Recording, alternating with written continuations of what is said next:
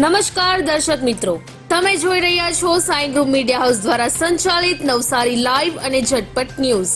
દિવસભરની ઘટનાઓથી અવગત કરાવતું બુલેટિનમાં જુઓ આજના સમાચાર. નવસારી જિલ્લા નાગરિક પુરવઠા અને સલાહકાર સમિતિની બેઠક યોજાઈ. નવસારી જિલ્લા નાગરિક પુરવઠા અને સલાહકાર સમિતિની બેઠક જિલ્લા કલેક્ટર ક્ષિપ્રા આગરેના અધ્યક્ષ સ્થાને જિલ્લા કલેક્ટર કચેરીના સભાખંડ ખાતે યોજાઈ હતી. નવસારીનું નામ બદલીને ખાડાનગરી રાખવું એ યોગ્ય છે. આટલી બધી વખત કહેવા છતાં પણ પરિસ્થિતિ હજુ પણ એવી ને એવી જ છે.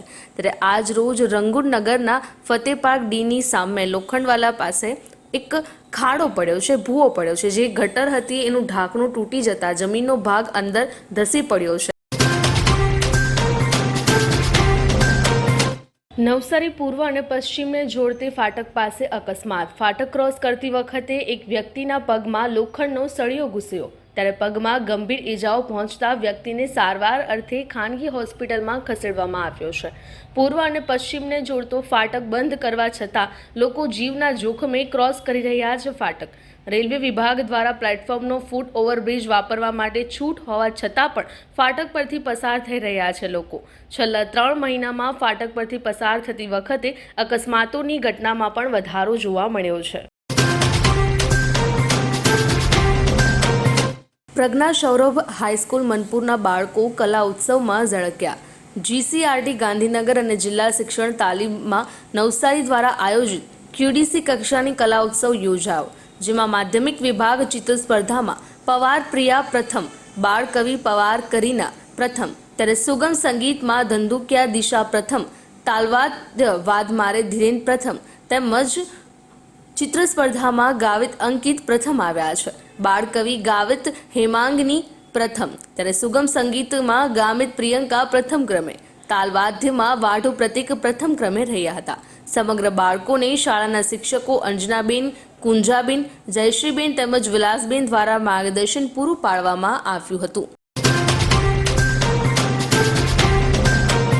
નવસારી ખાતે શાંતિનાથ મહારાજની 12મી પુણ્યતિથિ નિમિત્તે ભજન સંધ્યાનું આયોજન કરવામાં આવ્યું. નવસારી ડાંગ જિલ્લામાં અલગ અલગ વિસ્તારોમાં વેપાર ધંધા અર્થે વસવાટ કરતા મૂળ રાજસ્થાનના ક્ષત્રિય રાજપૂત સમાજના યુવાનો અને આગેવાનો દ્વારા ભજન સંધ્યાનું આયોજન કરવામાં આવ્યું હતું.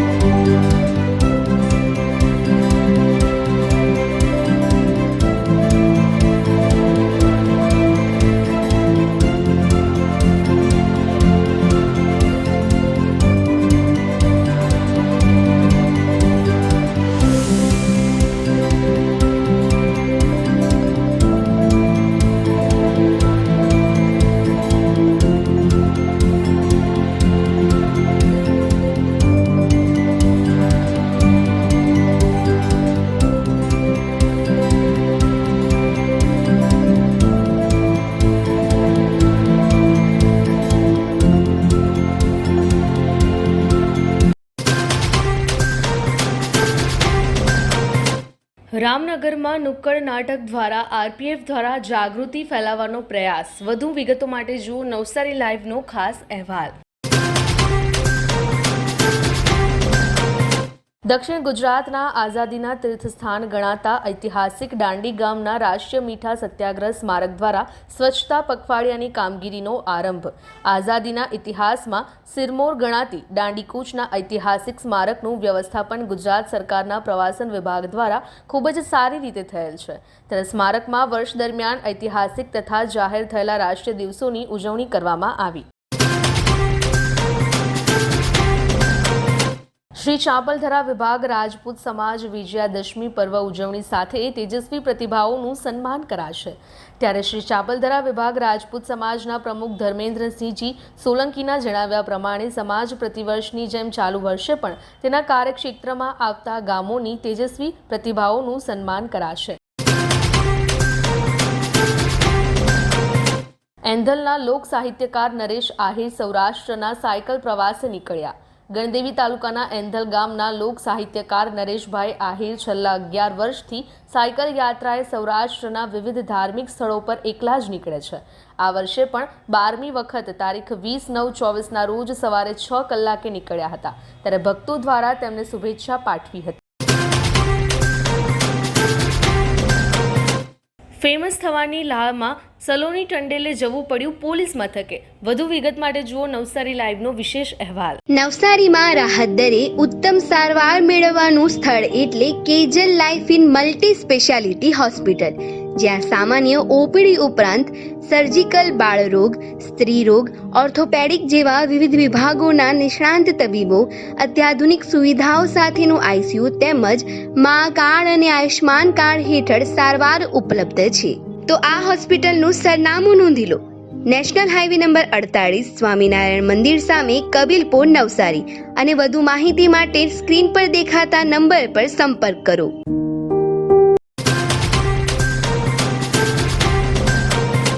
સમગ્ર શિક્ષા અભિયાન અંતર્ગત નવસારી આયોજિત રાણી લક્ષ્મીબાઈ આત્મરક્ષા પ્રશિક્ષણ અંતર્ગત તમામ સરકારી ઉચ્ચ પ્રાથમિક, માધ્યમિક અને ઉચ્ચતર માધ્યમિક શાળાઓમાં ધોરણ 6 થી 12ની કન્યા માટે સ્વરક્ષણ તાલીમનું આયોજન થયેલ છે।